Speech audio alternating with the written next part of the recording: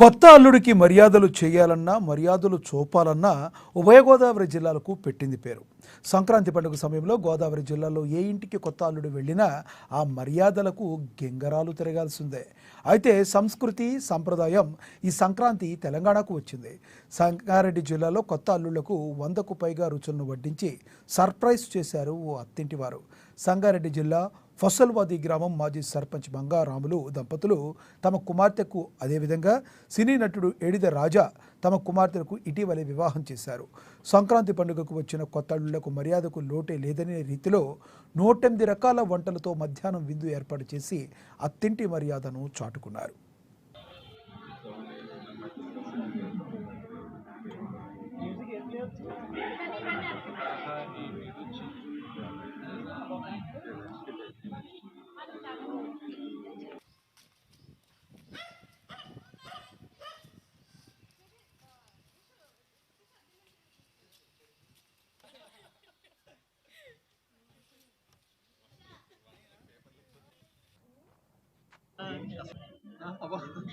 Submit.